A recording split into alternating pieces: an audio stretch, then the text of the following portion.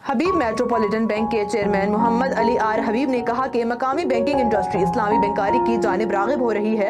हबीब metropolitan bank का एक साल में इस्लामी बैंकारी 20 से बढ़ाकर 40% तक लाने का हदफ है। हबीब मेट्रोपॉलिटन बैंक के सदर मोहसिन अली नाथानी ने कहा कि बैंक ने 2023 में इस्लामी बैंकारी का तौसी प्लान तरतीब दिया है। इस्लामी बैंकारी को 2 साल में 35% तौसी दी जाएगी। सीमा कामिल डिप्टी गवर्नर स्टेट बैंक सीमा कामिल ने कहा है कि मुल्क में इस्लामी बैंकारी को आइंदा 2 साल में 35% तक तौसी देने का हदफ रखा गया है।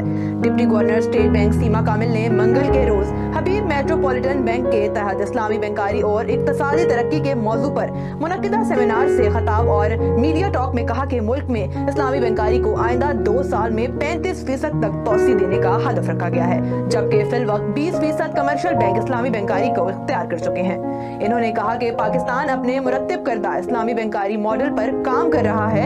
एक निजी बैंक मुकम्मल इस्लामी बैंक बन गया है और जो भी बैंक अपनी 100, 200 या 300 ब्रांचों को इस्लामिक बनाना चाहेगा, स्टेट बैंक इन्हें ये सहूलत फराहम करेगा। सीमा कामिल ने कहा कि लोगों में इस्लामी बैंकारी से मुतल्लिक आगाही और बैंकिंग स्टाफ की तरबियत के अलावा शरिया स्कॉलर्स की भी जरूरत है। लोगों की इस्लामिक बैंकिंग में दिलचस्पी में इजाफा हो रहा है और इनके मेयार जिंदगी को बेहतर बनाने के लिए इस्लामी बैंकिंग को तौसी दी जा रही है। इस्लामिक बैंकिंग से ज्यादा लोग फाइनेंसिंग की सहूलत हासिल कर सकेंगे।